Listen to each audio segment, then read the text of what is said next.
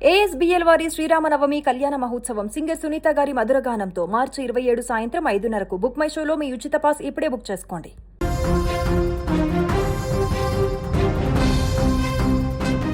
ప్రపంచం ఇప్పుడు ఒక మహా ప్రళయానికి అంచున నిలబడి ఉందా? ఎప్పుడేం జరుగుతుందో తెలియని ఉత్కంఠ, ఏ క్షణంలో ఎటువైపు నుంచి ఏ మిసైల్ దూసుకు వస్తుందో తెలియని భయం. అవును, అగ్రరాజ్యం అమెరికాకు మిడిల్ ఈస్ట్ టైగర్ ఇరాన్కు మధ్య పచ్చగడ్డి వేస్తే బగ్గుమనేలా పరిస్థితులు మారిపోయాయి. 48 గంటల్లో హర్మోజ్ జలసంధిని తెరవకపోతే ఇరాన్లోని విద్యుత్ కేంద్రాలను నామరూపాలు లేకుండా చేస్తామంటూ అమెరికా అధ్యక్షుడు ట్రంప్ ఇచ్చిన డెడ్లైన్ ఇప్పుడు ప్రపంచ దేశాల గుండెల్లో రైళ్లు పరిగెత్తిస్తుంది. కానీ అమెరికా వార్నింగ్కు భయపడి సైలెంట్ అవ్వడానికి ఇరాన్ ఏమీ చిన్న దేశం కాదు. ట్రంప్కు ఇరాన్ ఇచ్చినటువంటి ఒకే ఒక్క రిప్లై ఒక రకంగా వార్నింగ్ అని చెప్పాలి. ఇప్పుడు పెంటాగాన్లో ప్రకంపన సృష్టిస్తుంది. నువ్వు ఇచ్చినటువంటి వార్నింగ్కి నేను ఇస్తున్న డబుల్ వార్నింగ్ అన్నట్టుగా ఇరాన్ చేసినటువంటి ఒక స్టేట్మెంట్ ఇప్పుడు సంచలనంగా మారింది.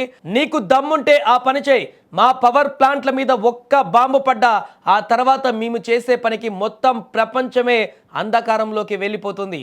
ఇది ట్రంప్కు ఇరాన్ ఇచ్చినటువంటి ఒక స్ట్రాంగ్ కౌంటర్. అమెరికా బాంబులు వేస్తే ఇరాన్ ఎందుకు భయపడడం లేదు? ఎందుకంటే ఇరాన్ దగ్గర ఉన్న బ్రహ్మాస్త్రం అమెరికా దగ్గర కూడా లేదు. అదే హార్మోజ్ జలసంధి. అమెరికా గనక ఒక్క దాడి చేసినా ఆ మరుక్షణమే ఈ హార్మోజ్ జలసంధిని శాశ్వతంగా మూసివేస్తామంటూ అమెరికాకు, ప్రపంచానికి డెడ్లీ వార్నింగ్ ఇచ్చింది ఇరాన్.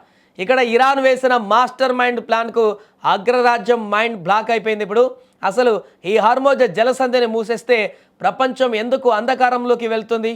ఇక్కడే ఉంది అసలైన ట్విస్ట్.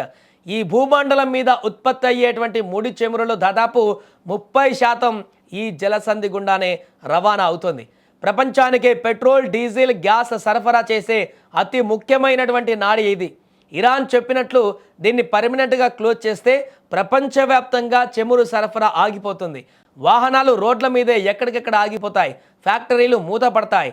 చమురు లేకపోతే గ్లోబల్ పవర్ ప్లాంట్లు అన్నీ కూడా షట్ డౌన్ అయిపోతాయి. అంటే ఇరాన్ చెప్పింది అక్షరాల నిజం. ప్రపంచం చీకట్లోకి, అంధకారంలోకి కూరుకుపోతుంది. అమెరికా ఎకానమీ మేకమేడలా కూలిపోయేటువంటి ప్రమాదం ఉంటుంది. ఇప్పుడు బంతి ట్రంప్ కోర్టులో ఉంది. 48 గంటల డెడ్ లైన్ దగ్గర పడుతుంది.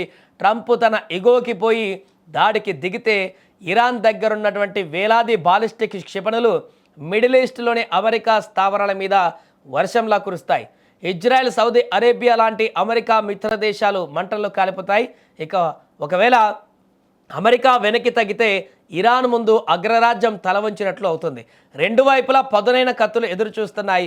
ఏ ఒక్క చిన్న తప్పు జరిగినా అది ఇప్పుడు 3వ ప్రపంచ యుద్ధానికి దారి తీయడం ఖాయంగా మారింది. మరి ట్రంప్ ఏం చేయబోతున్నాడు? 48 గంటల డెడ్ లైన్ ముగిశాక అమెరికా ఫైటర్ జెట్స్ ఇరాన్ గగనతలంలోకి ఎంటర్ అవుతాయా, లేక ప్రపంచ అంధకారాన్ని ఊహించుకొని సైలెంట్ అవుతాయా? ఏం జరుగుతుందనేది కూడా ఇప్పుడు ఆసక్తికరంగా ప్రపంచ దేశాలన్నీ కూడా చూస్తున్నాయి.